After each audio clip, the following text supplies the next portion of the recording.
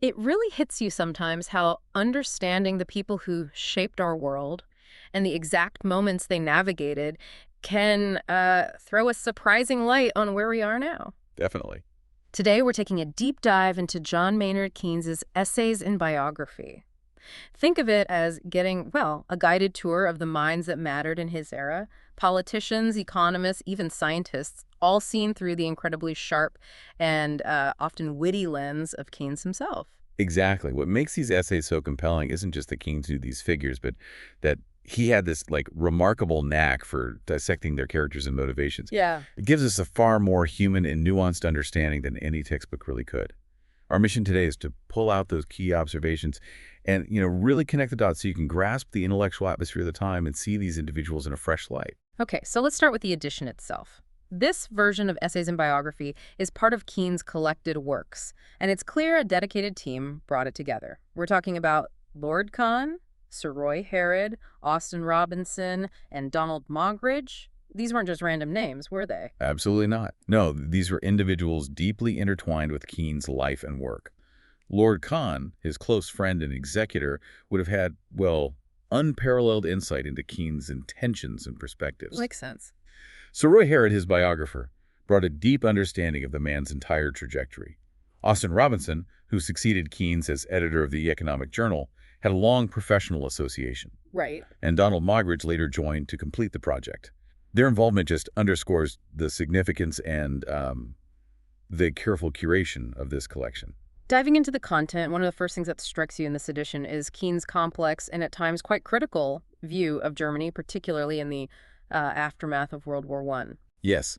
His essay on Melchior, a German representative at Versailles, offers a stark contrast to his portrayals of Clemenceau and Wilson in the economic consequences of the peace. He even makes this striking remark about a perceived effortless English superiority. Yeah. It's a perspective very much rooted in the time, of course. Which really comes to the fore when he relays Clemenceau's view of the German psyche, this belief that they only understood strength and were inherently unreliable in negotiations. Right. Keynes notes Clemenceau's conviction that Germans lacked qualities like generosity and remorse, leading him to believe that imposing terms was the only viable approach. And it's fascinating that while Keynes presents Clemenceau's viewpoint, he also sort of hints at his own skepticism about how unique Clemenceau believed these traits were to Germany. Yeah, he paints a picture of Clemenceau as a pragmatist through and through, focused on power dynamics with little patience for idealistic notions like the League of Nations, except, insofar as they serve France's interests. Shifting gears now to the world of thought. Keynes's engagement with Sigmund Freud and psychoanalysis is really interesting. By 1925, he had apparently read all of Freud's translated works. That's a serious commitment. It is, and what's particularly revealing is his attitude. Even though he acknowledged the limited, objective evidence for psychoanalysis at the time, he was still prepared to defend Freud. He clearly recognized Freud's genius, seeing in him a scientific imagination capable of generating truly revolutionary ideas. He even says, and I'm paraphrasing here a bit, that Freud's innovating ideas and shattering possibilities deserved careful consideration, regardless of whether they all turned out to be correct. Exactly. It speaks to Keynes's intellectual curiosity, right? And his willingness to entertain even unconventional theories. Exactly. It shows this openness to groundbreaking thought, even if the empirical backing wasn't yet fully there. He was interested in the potential for profound and lasting significance, even amidst ideas that might, eventually be discarded. Then we have Keynes's take on the early feminist movement within the Bloomsbury Group, specifically in his portrayal of Mary Paley Marshall, the wife of the prominent economist Alfred Marshall. Keynes clearly felt she hadn't been given her due recognition. Absolutely. He critiques what he saw as Alfred Marshall's inherent dominance towards women and seems determined to highlight Mary Paley's own intellectual contributions and the atmosphere of plain living and high thinking that she fostered. Right. He even mentions the very structured routine she organized to support her husband's somewhat delicate health, which indirectly facilitated his work. Which makes it a bit jarring when Keynes later uses heredity to explain Alfred Marshall's views on women's education, essentially attributing it to inherent limitations. Yeah. Especially when you consider that both Keynes and Marshall held similar views on eugenics, which relied heavily on ideas of inherited traits. It's a significant point and reveals a potential contradiction, or at least a blind spot in Keynes' thinking. He seems to be using a framework he shared with Marshall to critique a specific outcome of Marshall's views that Keynes himself found problematic, which is quite telling, isn't it? It really is. Turning our attention to economics itself, Keynes offers a really revisionist perspective on its history. He talks about his own intellectual journey and his struggle of escape from habitual modes of thought that ultimately led to his groundbreaking general theory. And a key part of that struggle involved his redefinition of the classical school of economic theory. He essentially painted it as the established orthodoxy from which he was rebelling, very consciously echoing Jevons's earlier strategy of trying to steer economics in a new direction. And like Jevons and also Foxwell, Keynes identified David Ricardo as the economist who, in his view, had led economics down a somewhat unproductive path for over a century by, well, dismissing the insights of Malthus. It's a fascinating way to look at the history of economic thought, isn't it? Framing it through the lens of his own intellectual development and positioning his own work as a necessary and corrective departure. Finally, in this introductory section, the editors include a note about corrections in this edition. We learn that the Keynes papers are now housed at the King's College Archive Center and that the complete edition of his works spans 30 volumes, which is immense. It is, and there's a specific and rather detailed discussion about the textual evolution of Keynes' essay on Malthus. It began as a paper presented to the Political Philosophy and Science Club in 1914, was then expanded for the Political Economy Club, and underwent further significant revisions before its inclusion in Essays in Biography. Right, they point out entirely new sections that were added later, as well as numerous smaller insertions and interpolations, even mentioning a lengthy handwritten section. It really underscores how Keynes' thinking on Malthus developed and deepened over time. Definitely. Let's move on now to Keynes' Sketches of Politicians, and we'll start with his account of the Council of Four in Paris, 1919. He paints a very powerful picture of Clemenceau. Absolutely. Keynes describes Clemenceau as unequivocally the most eminent member of the council, a figure who had a very clear vision of the peace settlement he wanted and had thoroughly considered its implications. Yeah. He emphasizes Clemenceau's age, his strong character, his sharp wit, and his striking appearance, all contributing to this undeniable presence in the room. Even if you disagreed with him, you couldn't ignore or dislike the man. Keynes emphasizes Clemenceau's intense French nationalism, this unwavering belief in the primacy of France, echoing the ancient Greek ideal of Athens.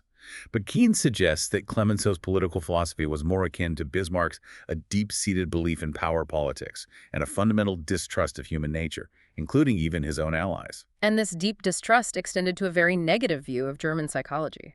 Clemenceau believed they only responded to force and were inherently dishonest in negotiations. Exactly. This conviction, according to Keynes, formed the bedrock of his approach to the peace talks: never truly negotiate, always dictate the terms. Keynes also highlights the significant communication barriers within the Council of Four.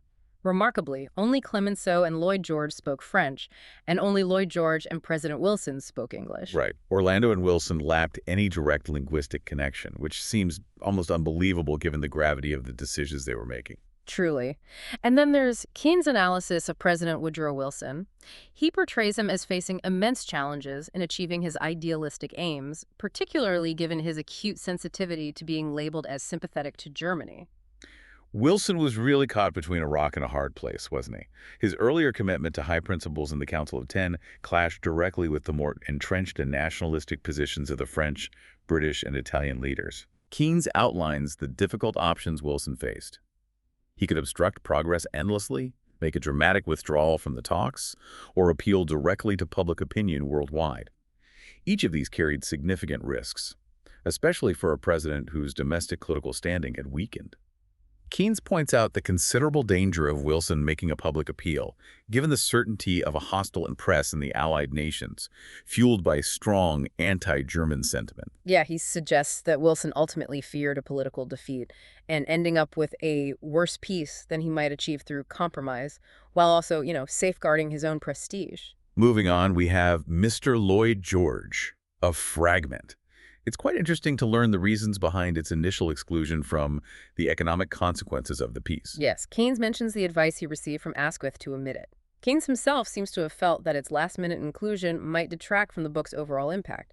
Plus, there was the undeniable awkwardness of so strongly criticizing someone he had recently worked so closely with. And his biographer, Sir Roy Harrod, suggests that a sense of moral obligation or compunction also played a significant role. It's also worth noting that by the time Keynes included it in Essays in Biography in 1933, his relationship with Lloyd George had evolved, and they were even collaborating on the book, Can Lloyd George Do It? In the fragment itself, Keynes characterizes Lloyd George as a pragmatist, primarily focused on safeguarding vital British interests. This contrasted quite sharply with France's more inflexible demands regarding issues like the German fleet, its colonies, and control over Mesopotamia. Exactly. Keynes suggests that England was willing to make concessions on the finer details as long as its core strategic interests were secured. The next sketch focuses on the Council of Three and their encounter with the Belgian delegation. This section is almost comical in its depiction of diplomatic maneuvering. It truly is. The Belgians chose this moment, when the council had been reduced to 3 members, to aggressively push their long-standing grievances about feeling overlooked and to significantly increase their financial demands. Yeah. They seemed to believe they had strong backing from the United States, particularly from Herbert Hoover and President Wilson, who viewed Belgium as a deserving small people. But their impassioned appeals about their wartime sacrifices and unwavering loyalty seemed to fall on rather unsympathetic ears. Totally. Keynes describes Clemenceau quite theatrically feigning sleep, President Wilson engrossed in reading a newspaper, and Lloyd George offering a running, sarcastic commentary under his breath about the Belgians' negotiating tactics and even the high pitch of van der Heuvel's voice. The encounter reaches its peak with Clemenceau's sudden and rather menacing question about whether M. Heymans, the Belgian representative, intended to pursue a separate peace. This clearly caught the Belgians off guard. Yeah. And Wilson's rather unfriendly suggestion to think it over further unsettled them, as it contradicted their assumptions of strong American support. The portrait of Mr. Bonar Law offers insights into another influential political figure of the time. Keynes emphasizes Law's remarkable speed of understanding and his excellent memory, but also a pronounced skepticism towards intellectual pursuits. Keynes recounts an anecdote about a rather dismissive speech Bonar Law gave to undergraduates at Trinity Cumham, where he essentially downplayed the value of university education. Law saw himself as a practical businessman with a keen sense of market trends, rather than someone concerned with abstract intellectual exploration or long-term strategic thinking. Right. This anti-intellectualism, according to Keynes, resulted in a curious combination of caution and pessimism regarding immediate problems, coupled with a surprising lack of concern for long-term consequences. Keynes uses the example of France's occupation of the Ruhr to illustrate this, suggesting Bonar Law felt that preventing French action was futile, but that the long-term repercussions might not be as severe as some feared. Keynes concludes that this particular trait might have actually hindered Bonar Law's effectiveness as a negotiator, as he wasn't necessarily motivated by the potential for achieving a better long-term outcome or by a strong fear of distant negative consequences. Makes sense. Moving on to Lord Oxford, Keynes presents a contrast between his public image in his later years, that of a beloved elder statesman facing political disappointments with grace, and the sharp intellectual abilities that propelled him to the highest offices. Yes, in his post-prime minister years, Lord Oxford, also known as Asquith, was often perceived as someone with a deep appreciation for life's simple pleasures, which helped him bear political setbacks without bitterness. But Keynes reminds us of the formidable intellectual strengths that were instrumental in his earlier career. Keynes meticulously details these intellectual attributes: a rapid grasp of information, exceptional clarity of thought, sharp critical faculties, a remarkable memory, refined taste, and a notable freedom from prejudice and illusion. But he also points to a lack of originality, right? Right. Suggesting that this might have actually been an advantage in roles demanding sound judgment over radical innovation, using the analogy of a mill or a machine, not a mine or a springing field. That's a great line. He underscores Lord Oxford's capacity to quickly absorb complex information and apply his extensive knowledge and experience without allowing personal biases to cloud his judgment, making him exceptionally well-suited for key positions like Home Secretary, Chancellor of the Exchequer, and ultimately Prime Minister. The sketch of Edwin Montagu paints a picture of a highly dramatic and emotionally fluctuating individual. Keynes describes Montagu as someone prone to dramatic mood swings, shifting between feeling like the powerful emperor of the East and a humbled beggar in the dust, always infusing his life and his role within it with a sense of high drama. which, Keynes notes, made him somewhat vulnerable to criticism, as his own often extravagant pronouncements could easily be turned against him. However, Keynes also highlights Montague's genuinely remarkable open-mindedness, especially when combined with a certain underlying cautious conservatism. Keynes points to his stances on issues like bimetallism and tariff reform as prime examples of this intriguing balance. Keynes clearly found this intellectual flexibility to be a charming and valuable quality. Definitely. In his portrait of Winston Churchill, Keynes focuses on Churchill's observations of the high-ranking military commanders on both sides during World War I. He notes the surprising absence of the traditional king-warrior-statesman archetype. Churchill observed that many of the key military leaders, with the possible exception of Joffrey, were of a heavy blockhead-type individuals, possessing strong nerves and resilience, but lacking in imagination and intellectual flexibility. Right. Keynes includes the illustrative anecdote of General Robertson relying solely on instinct, rather than reasoned strategic analysis, to justify massive military offensives. This subordination of opinion within the military hierarchy, according to Keynes, underscored the crucial importance of the lighter mind of the politician in making sound strategic decisions during the war. He quotes Churchill's assessment that while Germany's ultimate defeat was attributable to the strength of its great general staff, it also stemmed from their three critical errors: the invasion of Belgium, the adoption of unrestricted submarine warfare, and Italy's entry into the war. The sketch of Reginald McKenna takes on a more personal tone, as Keynes reflects on his own experience working alongside McKenna at the Treasury in 1915. Keynes fondly recalls McKenna's immense kindness and the genuine sense of intimacy he fostered among his staff. He describes McKenna's intellectual approach as confident, optimistic, yet also grounded in a healthy skepticism, and always deeply motivated by a commitment to the public good. Keynes expresses regret over the political divisions that hampered consistent financial policy during the war. He also mentions McKenna's later generous praise for his successors and his early influence in advocating against dear money and high interest rates as a response to the economic crisis. The next section, Family Connections, delves into the fascinating and often surprising web of kinship linking various prominent figures of the time. Keynes highlights Mr. Gunn's research tracing the shared ancestry of literary giants like Dryden, Swift, and Horace Walpole back to a common ancestor, Elizabeth Cope.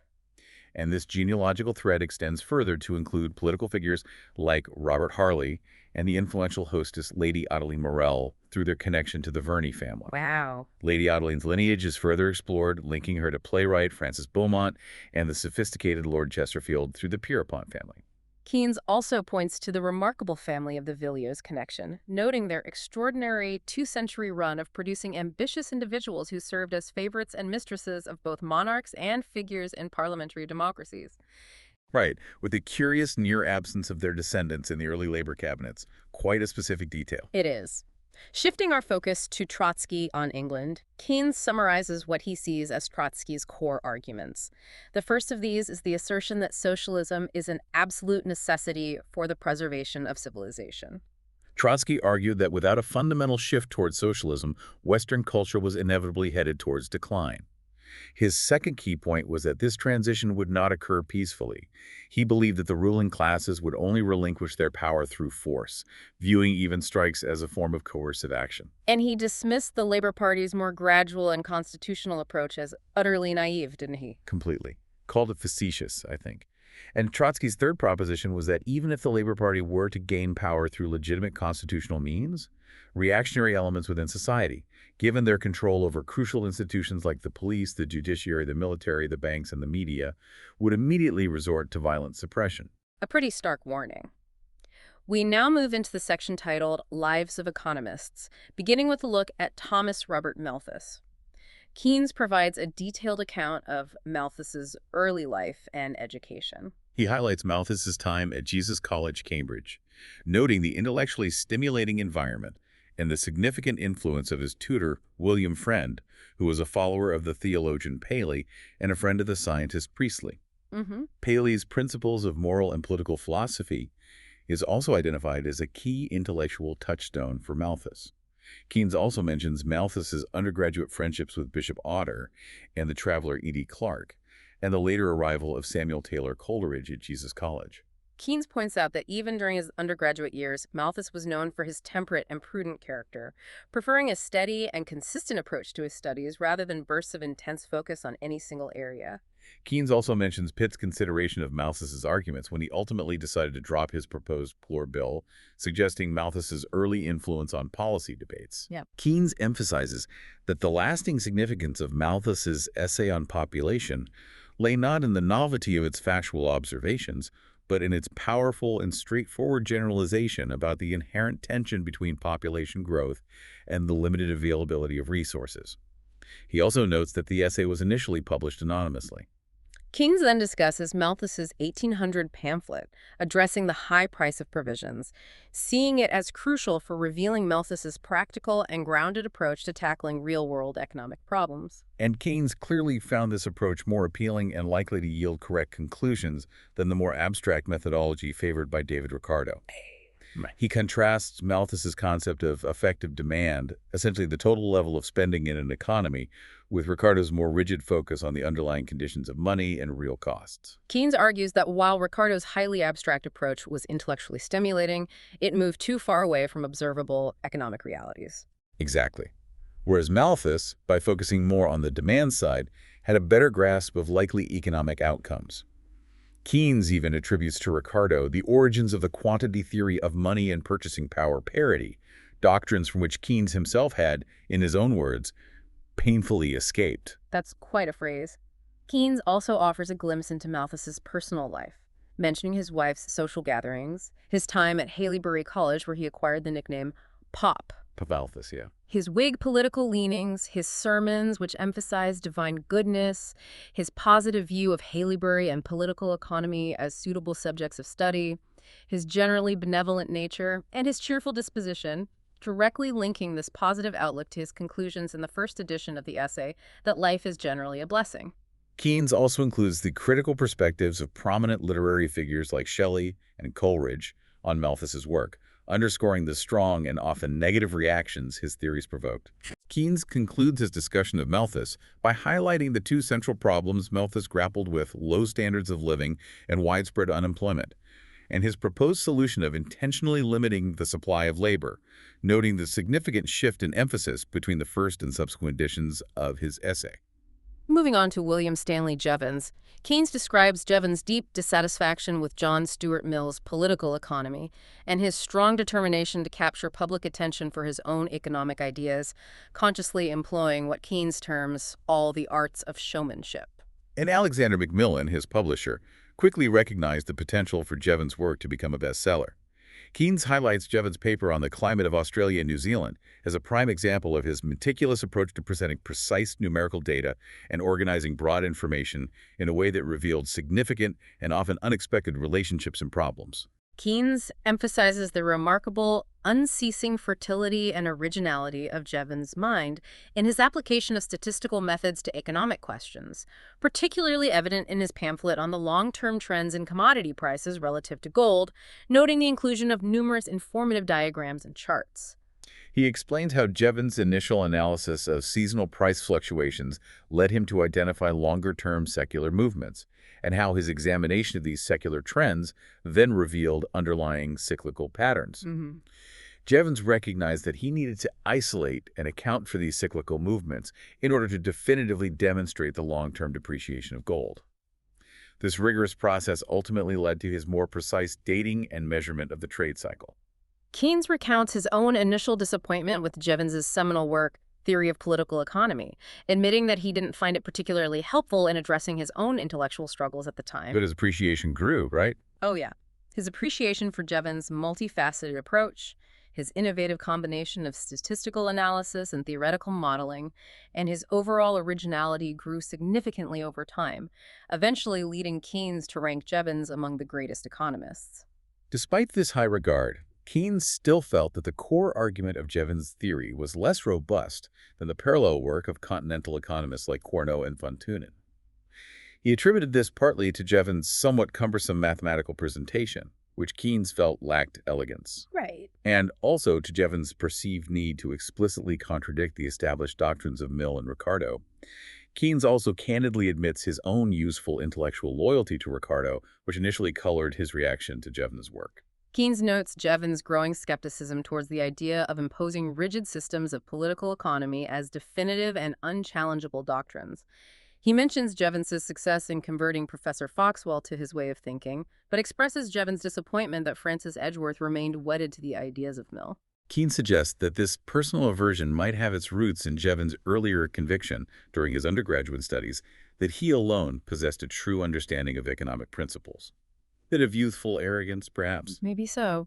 Keynes shares his wife Lydia's recollection of Jevons' great enjoyment of browsing bookshops and his consistently courteous manners, which fostered genuine friendships with booksellers. He also includes Jevons' own view of education as a process of exercising the mind's faculties to reason effectively about life's experiences, contrasting this with mere rote learning or cramming. A poignant journal entry from 1865 reveals Jevons' deep sense of having a lifelong intellectual mission, the inherent conflict he felt between his demanding studies and his personal desires for love and connection, and his persistent expectation of facing financial hardship. Keynes analyzes Jevons' influential book, The Coal Question, particularly the chapter titled Trading Bodies, highlighting Jevons' remarkable foresight regarding the potential negative consequences of rising coal costs, the protectionist moral tariff in the United States, and the broader trend towards fiscal protectionism. Despite these predictions, Jevons expressed his hope that nations would ultimately be wiser than to construct closed and isolated economic systems. A bit optimistic, perhaps. Perhaps. Keynes includes an insightful observation from Jevons' son regarding Keynes' balanced assessment of the intellectual relationship between Alfred Marshall and Jevons. While Jevons' son agreed with Keynes' account of the intellectual debt, he differed on Keynes' characterization of their approaches as similar, emphasizing his own belief that mathematical economics, as practiced by Jevons, was essentially a form of applied logic. Finally, Keynes touches on Jevons' less-than-stellar school days at Merchant Taylor's, where he was small, pale, and apparently not very well-dressed, earning him the unflattering nickname tallow candles. Tallow candles, ouch. He was more engrossed in solving chess problems than participating in actual games. Keynes also mentions Jevons' entitlement to a scholarship at St. John's College, Oxford, and his subsequent decision to instead pursue a degree from the University of London due to his strong aversion to the study of classics. Next, we turn our attention to the life of Alfred Marshall, and Keynes begins by citing Sidney Webb's tribute to Marshall as his spiritual father and mother in the field of moral science, underscoring Marshall's significant guidance and support. Webb emphasized the profound impact Marshall had on his intellectual development. Keynes then outlines Marshall's ideal vision of an economist, someone who is both purposeful and objective, capable of detachment, yet grounded in reality, skilled in both historical analysis and mathematical reasoning, and able to navigate both specific details and general principles. Keynes notes that Marshall himself embodied many of these qualities. Keynes describes Marshall's regular walking habits in the Alps, detailing his disciplined routine of rising early, embarking on long walks with knapsack, engaging in philosophical reading, and later meticulously working out his economic theories. He notes how this rigorous physical activity contributed to transforming him from a physically weak individual into a man of considerable stamina. Keynes mentions Marshall's brief and somewhat reluctant stint as steward of St. John's College after deciding he disliked the idea of becoming a bedell. He also discusses Marshall's nearly year-long stay in Italy with his wife, undertaken to aid his recovery from illness, during which he continued his scholarly work in Palermo and later in Florence and Venice. Upon his return to England as professor at Bristol in 1882, Marshall continued to grapple with hypochondria, yet he possessed a remarkably resilient constitution and maintained a prolific writing output. Keynes points out that Marshall's nervous equilibrium was easily disrupted by overwork or intellectual disputes, making him heavily reliant on a structured daily routine. He also emphasizes Marshall's persistent feeling that his physical capabilities fell short of his intellectual ambitions and the significant health challenges he faced in the years following his initial major breakthroughs in economic theory. Keynes details Marshall's early research on the topics of cooperation and foreign trade, his initial plan to write a series of specialized monographs that would eventually culminate in a comprehensive treatise akin to Mill's Political Economy, followed by a more accessible and popular version. But those plans got changed, right? They did, ultimately reversed by various circumstances, including his marriage and the significant illness he experienced while co-authoring Economics of Industry with his wife. He discusses Marshall's pioneering work in developing diagrammatic illustrations of complex economic problems, but also his hesitation to publish these diagrams in isolation, fearing they might be misinterpreted. Right, as having a more direct and definitive connection to real-world phenomena than he intended. These visual aids eventually formed the core of the crucial fifth book of his seminal work, Principles of Economics. And Keynes contrasts Jevons' almost childlike enthusiasm for his discoveries with Marshall's more reserved, systematic, and evolutionary approach to developing economic theory. It's a good comparison. Yeah. Keynes describes Marshall's comprehensive diagrammatic framework for analyzing both foreign trade and domestic values, which he developed around 1873 and shared with his students. These ideas were initially drafted as chapters for a planned book titled The Theory of Foreign Trade, but were later integrated into the principles. And Sidgwick had them privately printed. Yes, Sidgwick, recognizing the importance of Marshall's work, privately printed some of these chapters to ensure Marshall's priority was formally established. Smart move. Keynes analyzes Marshall's somewhat ambivalent attitude towards the use of mathematical methods in economics. While he employed diagrams extensively as a personal tool for analysis, he expressed concern about their excessive use in published work. Fearing it might deter businessmen, his intended primary audience, from engaging with his ideas. Keynes suggests that Marshall might have overreacted against an over-reliance on mathematical formalism. Keynes mentions Marshall's early essay on money, interest, and prices, written in 1871, in which he considered various approaches to maintaining a stable value for both inconvertible and convertible national currencies, including specific proposals involving consols and bimetallism. He relates Marshall's own comment about being somewhat diverted from his ultimate theoretical aims by his deep engagement with the bimetallism debate, which he described as driven by the instinct of the chase. Keynes emphasizes Marshall's profound disinterestedness and public-spirited motivation in pursuing these applied economic questions. Keynes discusses Marshall's collaboration with his wife, Mary Paley Marshall, on Economics of Industry, published in 1879. This book was initially intended for use by Cambridge University Extension lecturers. However, Marshall later became quite critical of it due to its relatively brief and, in his view, imperfect treatment of his developing theory of value. He eventually suppressed its republication and replaced it with a more condensed version of his principles. Which caused some issues, didn't it? It did. This decision led to some confusion and even controversy with American economists who had read and admired the earlier work, and it fueled Marshall's later rejection of overly simplistic treatments of economic theory. Keynes then details several of the key and lasting contributions found within Marshall's Principles of Economics. 1. The fundamental concept of continuity as a defining characteristic of economic phenomena. 2. The expansion of the traditional demand and supply equilibrium into a more comprehensive Copernican system characterized by mutual interdependence and interaction, significantly strengthened by the introduction of the concepts of the margin and substitution. 3. The crucial concept of elasticity of demand. 4. The important distinction between short period and long period analysis. 5. The idea of the representative firm. 6. The concepts of external and internal economies. And 7. The inclusion of a historical introduction, noting that Marshall's views on the optimal placement of this historical context within the book evolved over time.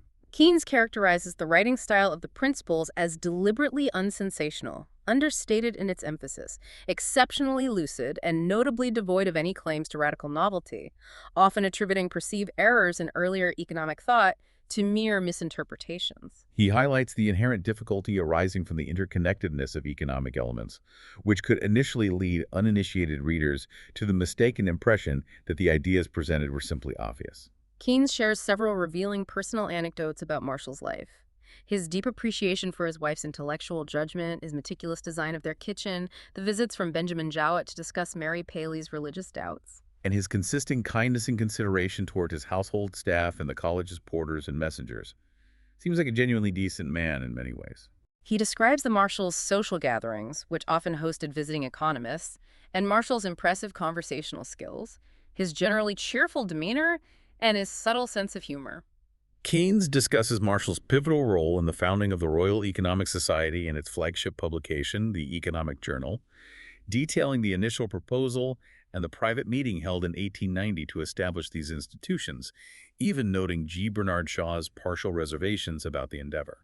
Keynes analyzes Marshall's somewhat surprising opposition to granting women full degrees at Cambridge University in 1896, especially considering his long association with Newnham College. Right, a pioneering institution for women's education, and his earlier expressed support for women's emancipation.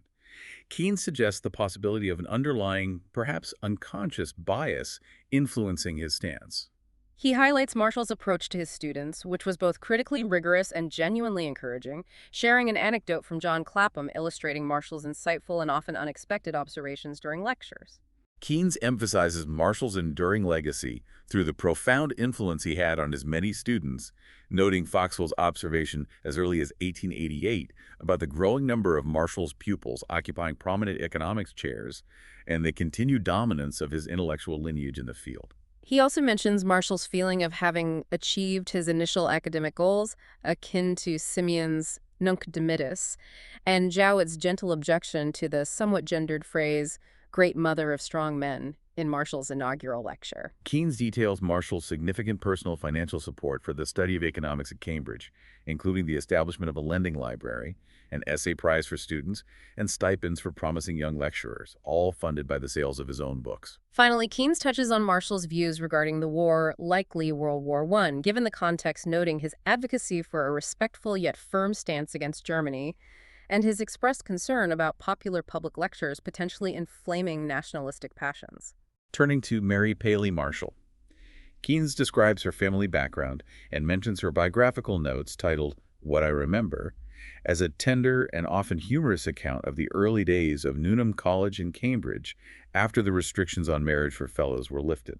He relates her significant involvement in the Cambridge Higher Local Examination for Women, her collaborative work with her father, and the offer of a scholarship to attend Cambridge alongside Miss Clough, noting her father's initial reservations and his subsequent development of a strong friendship with Miss Clough. Keynes highlights Mary Paley Marshall's considerable skills as a cook and her enjoyment of managing large social gatherings, finding a sense of purpose and fulfillment in supporting Alfred's health and his demanding intellectual work through her culinary abilities. He mentions their later years together, including a less-than-successful attempt to travel abroad in 1920, their summer retreats to Arishmel and Dorset, and the gradual decline of Alfred's memory following the completion of his book, Industry and Trade. The next figure we encounter is Francis Isidro Edgeworth.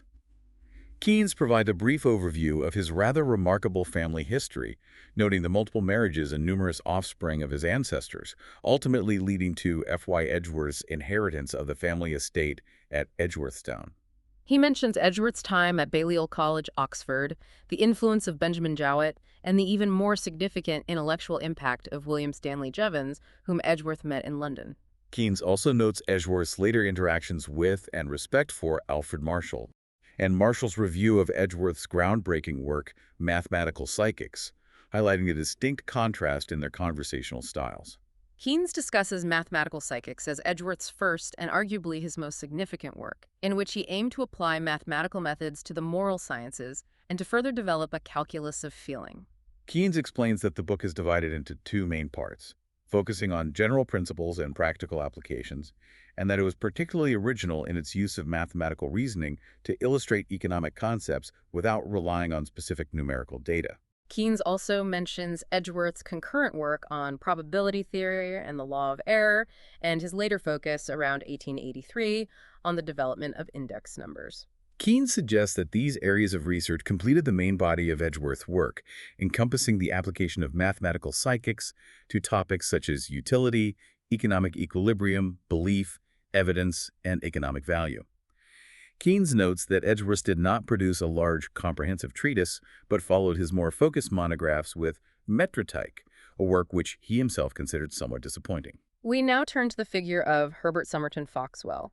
Keynes describes his disciplined habit of early rising and his meticulous approach to note-taking. He explains the shift in Foxwell's primary intellectual influence from Alfred Marshall to William Stanley Jevons, following Foxwell's appointment as an examiner in the Moral Sciences Tripos in 1874, and Jevons' initial visit to Cambridge. Keynes notes their close and enduring friendship, and Foxwell's efforts to moderate some of Jevons' more critical assessments of Ricardo and Mill. He also mentions Foxwell lecturing in Jevons' place when the latter was unavailable, and his eventual succession to Jevons' professorial chair at University College London. Keynes discusses the fact that Foxwell never fulfilled his early promise to write a comprehensive essay on the irregularity of employment and fluctuations of prices, a topic of significant economic concern at the time. He describes Foxwell's extensive and meticulous correspondence and his apparent preoccupation with detailed information, which perhaps hindered his ability to concentrate on larger, more sustained writing projects. Keynes highlights Foxwell's somewhat unconventional view that academics were not necessarily obligated to constantly produce books. Foxwell himself preferred to engage with the manifold little experiences of the day and ultimately published only one book under his own name. Choosing instead to contribute significantly to the work of others through his extensive knowledge and meticulous research. Interesting approach. It is. Keynes notes that Foxwell's published academic papers largely focused on financial and monetary topics, with a particular emphasis on the debates surrounding bimetallism, in which he played a leading and influential role. However, Keynes emphasizes that Foxwell's most enduring and significant scholarly contribution was his detailed account of early English socialist thinkers and movements. Keynes discusses Foxwell's remarkable and extensive collection of economic books and pamphlets, detailing the Goldsmiths Company's purchase of this collection and its subsequent presentation to the University of London. Keynes also mentions Foxwell's active involvement in the acquisition process and the ongoing efforts to expand and properly bind the collection. He also notes Foxwell's subsequent frustration with the university's less-than-ideal treatment of this valuable library. Keynes provides a brief list of some of Foxwell's key publications, including the promised but never completed Irregularity of Employment and Fluctuations of Prices, and his significant work, The Economic Movement in England. The next sketch is of Henry Cunningham, whom Keynes describes as the first of Alfred Marshall's particularly favored students, possessing a natural aptitude for what Marshall termed geometrical economics, the use of diagrams to illustrate economic theory. Keynes provides some biographical details, noting Cunningham's family background and his initial uncertainty about pursuing either a military or legal career before ultimately coming to Cambridge.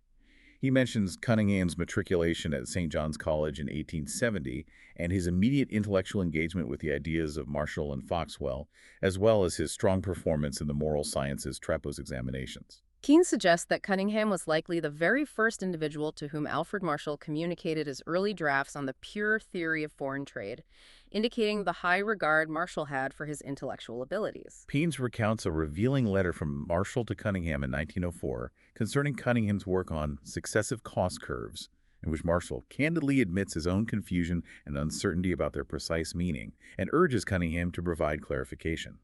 Shows Marshall's humility, perhaps. Perhaps. Keynes offers a brief tribute to Henry Higgs, expressing his personal regret at Higgs's passing and emphasizing his deep and comprehensive knowledge of economics, as well as his dedicated service to the Royal Economic Society. Keynes highlights Higgs's significant role in editing Palgrave's Dictionary of Political Economy and his important personal connections within the academic community. Keynes concludes with a somewhat humorous remark, lamenting the loss of such intellectual giants.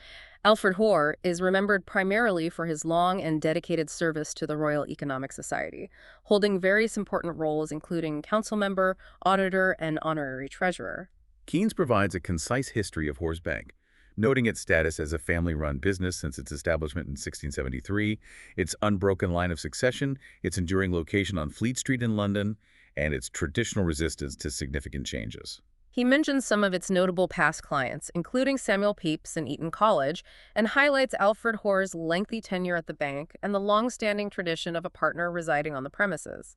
Wilhelm Lexus is primarily associated with his significant contributions to the comprehensive reference work, Handwörterbuch der Staatswissenschaften, Handbook of Political Science, as well as his extensive scholarly work on currency, monetary theory, and public finance. Keynes also notes Lexus's contributions to the Jahrbucher für National Economy und Statistik, yearbooks for national economy and statistics, on the subjects of monetary science and practice. Additionally, he highlights Lexus's original statistical investigations into population demographics and sex ratios, and the development of statistical theory that emerged from these empirical studies. Henry Thomas Keeling is noted for his somewhat unusual background, having lived in a working-class dwelling and subsequently managing a labor exchange after his time at Cambridge. He also authored a book on the regulation of child labor and contributed articles to the influential New Statesman magazine. Keynes also mentions his rapid promotion to the rank of sergeant major after enlisting at the outbreak of World War I. A.H. is remembered for his distinguished academic career, which included studies in Moscow, Petrograd, Berlin, and Strasbourg. Keynes mentions his early work, Die Feldmannschaft in Russland, the village community in Russia, completed under the guidance of the prominent economist Georg Friedrich Knapp. Keynes emphasizes Chipro's preference for intellectual independence and highlights his most significant contributions to theoretical statistics, which he produced during his time in Dresden. Keynes also notes his publications in leading statistical journals such as Biometrica and Nordisk Statistik Tidskrift, and his later work focusing on correlation theory. Charles Robert Singer is described by Keynes as possessing an exceptionally acute and critical mind, qualities that were best appreciated through personal conversation and in his role as a teacher. Keynes notes his shared academic background with the brilliant Frank Ramsey, both having been scholars of Winchester College and Trinity College, Cambridge, and both being mathematicians who were drawn to the field of economics. Walter Case is noted for his connections to the financial world of London and his subsequent career as an investment banker in New York. Keynes highlights his involvement in significant and constructive business ventures, such as the rehabilitation of the Southern Railway and the development of Rhodesian copper mines. Keynes also mentions his increasing focus on entrepreneurship and his fanatical enthusiasm for the application of scientific principles and methodologies to the affairs of business. Frederick Phillips is highlighted for his wide-ranging and successful career as a civil servant in the British government, noting his rapid and impressive rate of promotion through the ranks. Keynes mentions Phillips's instrumental role in the initial development of food rationing policies during World War I and his significant efforts in the realm of international finance, particularly his work with the League of Nations in the interwar period. We now come to the sketch of Frank Ramsey. Keynes discusses how the trajectory of Ramsey's extraordinary mind can be traced through his collected logical essays, emphasizing his remarkable ability to rapidly grasp and then build upon the work of the preceding generation of thinkers. Keynes notes Ramsey's seemingly effortless absorption of knowledge and ideas from his intellectual surroundings in Cambridge. He also points out the symbolic significance of Ramsey's birth year, coinciding with the publication of Bertrand Russell's Principles of Mathematics, a work that profoundly revitalized the field of formal logic. Keynes also mentions Ludwig Wittgenstein's arrival in Cambridge and Ramsey's crucial role in the English translation and exposition of Wittgenstein's seminal work, the Tractatus Logico-Philosophicus. Keynes includes Ramsey's own reflections on the fundamental nature of philosophy as a system of definitions and its potential to reshape our understanding of meaning. Keynes shares Ramsey's view that philosophical inquiry, while analogous to linear logical inference, is ultimately limited to piecemeal improvements due to the continuous necessity of clarifying the precise meaning of terms. Keynes relates Ramsey's rather definitive conclusion that, due to the advancements of science and the decline of religious belief, the traditional grand philosophical questions were essentially really nothing to discuss any longer. Quite a statement. It is. Keynes also includes Ramsey's insightful perspective on the origins of disagreement, suggesting that it often stems from differing emotional responses to the same underlying facts, and that neither the emotional response nor necessarily the intellectual interpretation perfectly aligns with the objective reality. A.F.R. Wollaston is remembered as a tragic and random victim of an accident within King's College, particularly poignant given his survival of numerous dangers during his travels in remote and savage regions of the world. William Herrick Macaulay is described as coming from a distinguished intellectual family and dedicating his entire adult life to the service of King's College, Cambridge, holding key administrative and academic roles as bursar, tutor, and vice provost. Keynes considers him one of the most significant builders of the college and its history, and an exceptionally effective administrator and mentor to students. Keynes emphasizes Macaulay's remarkable character, his sound and unwavering judgment, and his steadfast adherence to his own high personal standards. He mentions Macaulay's time at Durham University and his subsequent integration into the influential intellectual circle of Henry Sidgwick and Henry Jackson at King's and Trinity Colleges in Cambridge. Keynes recounts Macaulay's post-fellowship journey to Western Canada with his brother and his enduring sympathy for the challenges faced by pioneers, a perspective that significantly influenced his advice to his brother Reginald in recruiting staff for the Bombay Company. Keynes notes Macaulay's deep admiration for individuals who combine strong intellectual abilities with practical physical skills, valuing the contributions of pioneers over those of philosophers and politicians in many respects.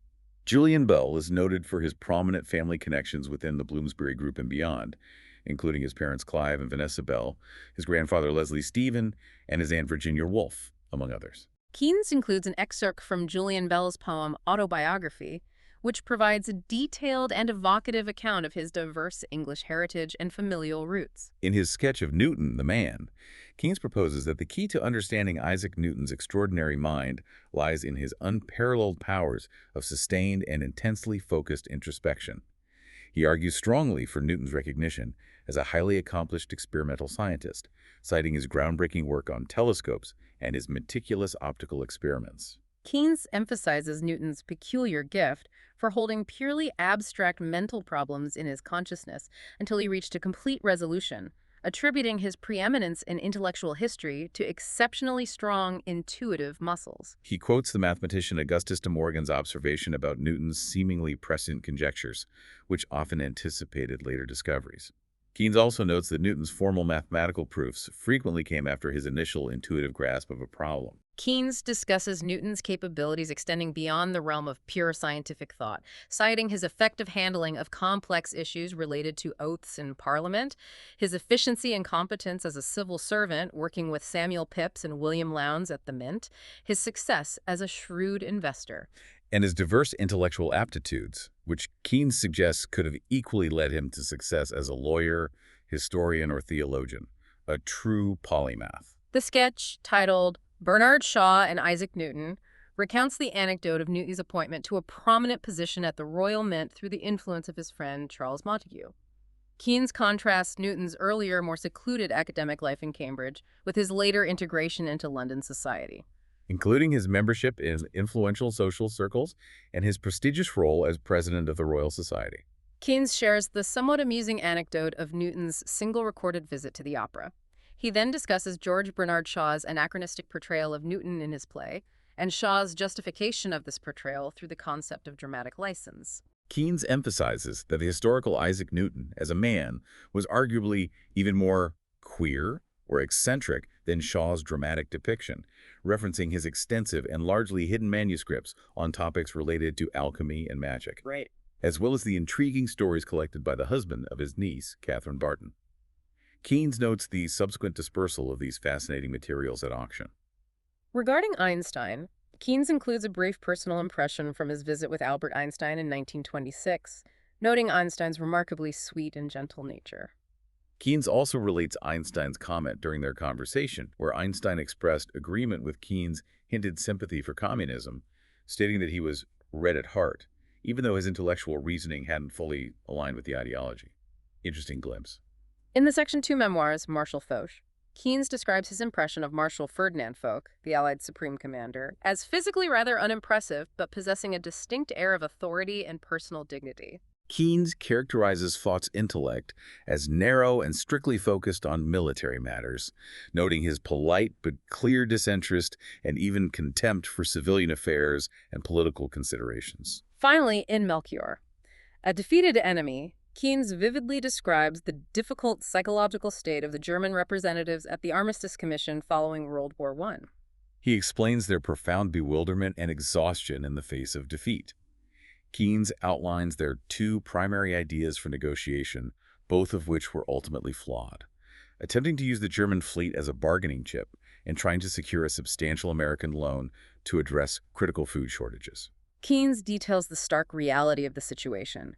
The Allied powers were absolutely determined to take possession of the German ships. The prospect of a large American loan was non-existent, and while both England and the United States were willing to facilitate the supply of food to Germany using its frozen assets, the German delegation utterly failed to grasp this crucial point. Keynes recounts a revealing anecdote from the following morning's conference, where one of the German representatives, a Herr von Braun, rigidly adhered to his instructions to speak only German, causing significant delays and an almost comical moment when his translator struggled with a sentence lacking a verb. Keynes describes the final resolution of the impasse, where the use of German gold reserves to pay for essential food supplies was agreed upon, largely due to the intervention and support of Colonel House and the Italian delegation, while the Japanese representatives remained conspicuously silent. Keynes then recounts the train journey to Brussels with Admiral Rosslyn Wemyss, the British First Sea Lord, and the unexpected obstacle posed by the French insistence on the unconditional surrender of all German ships before any discussion of food supplies could even begin. Keynes offers an amusing character sketch of Admiral Wemyss, affectionately known as Rosie, highlighting his rather comical demeanor and sharing the anecdote of Wemyss's amusement at Keynes's use of the word bloody during their discussions. Keynes describes the German delegation's utter bewilderment by Wemyss's seemingly somewhat simple-minded behavior, which was nonetheless coupled with an undeniable air of social and professional superiority. Keynes concludes this section with a humorous anecdote from the conference, where Admiral Wemyss, when asked a financial question he couldn't answer, subtly signaled his distress to Keynes for assistance. Classic.